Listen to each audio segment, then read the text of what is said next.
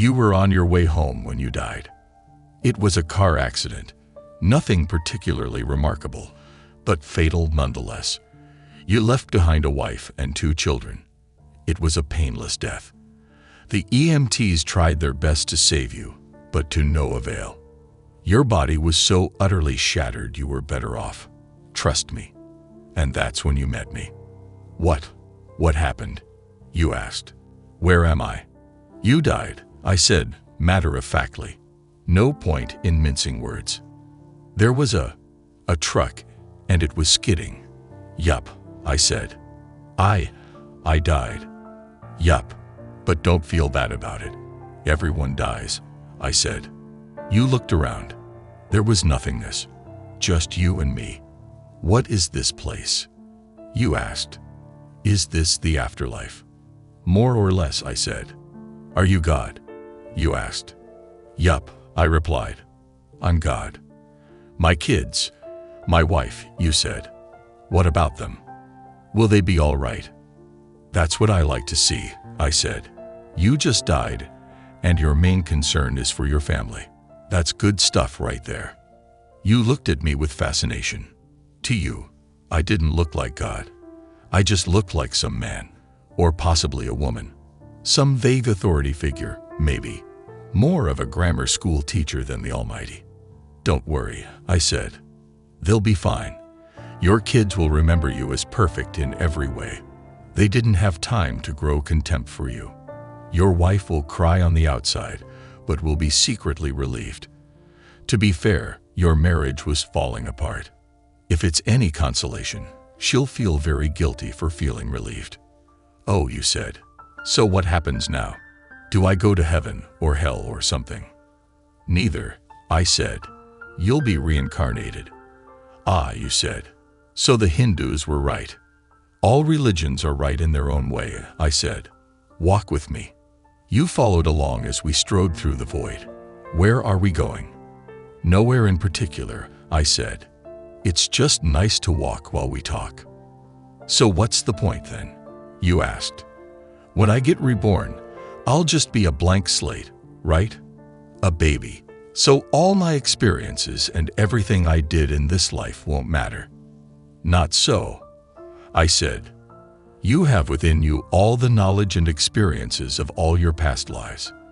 You just don't remember them right now. I stopped walking and took you by the shoulders. Your soul is more magnificent, beautiful, and gigantic than you can possibly imagine. A human mind can only contain a tiny fraction of what you are.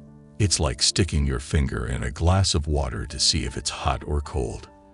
You put a tiny part of yourself into the vessel, and when you bring it back out, you've gained all the experiences it had.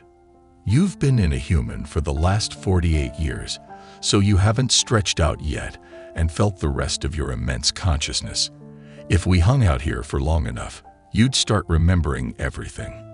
But there's no point to doing that between each life. How many times have I been reincarnated then? Oh, lots. Lots and lots. And into lots of different lives.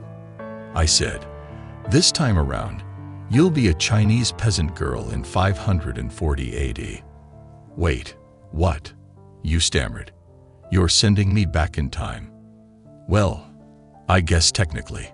Time, as you know it, only exists in your universe. Things are different where I come from. Where you come from, you said. Oh sure, I explained, I come from somewhere. Somewhere else. And there are others like me. I know you'll want to know what it's like there, but honestly, you wouldn't understand. Oh, you said, a little let down. But wait, if I get reincarnated to other places in time, I could have interacted with myself at some point.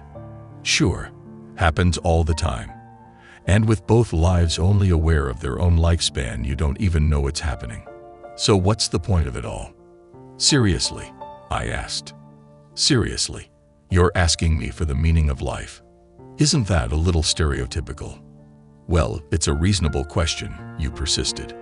I looked you in the eye. The meaning of life, the reason I made this whole universe, is for you to mature. You mean mankind.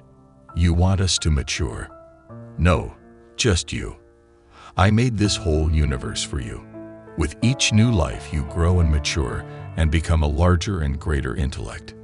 Just me. What about everyone else? There is no one else, I said. In this universe, there's just you and me. You stared blankly at me. But all the people on Earth, all you, different incarnations of you. Wait, I'm everyone. Now you're getting it, I said with a congratulatory slap on the back. I'm every human being who ever lived, or who will ever live, yes. I'm Abraham Lincoln, and you're John Wilkes Booth too, I added. I'm Hitler, you said, appalled. And you're the millions he killed. I'm Jesus, and you're everyone who followed him. You fell silent. Every time you victimized someone, I said, you were victimizing yourself. Every act of kindness you've done to yourself. Every happy and sad moment ever experienced by any human was, or will be, experienced by you. You thought for a long time. Why? You asked me, why do all this? Because someday you will become like me. Because that's what you are. You're one of my kind. You're my child. Whoa, you said, incredulous. You mean I'm a god? No, not yet. You're a fetus. You're still growing. Once you've lived every human life throughout all time, you will have grown enough to be born. So the whole universe, you said, it's just an egg, I answered. Now it's time for you to move on to your next life. And I sent you on your way.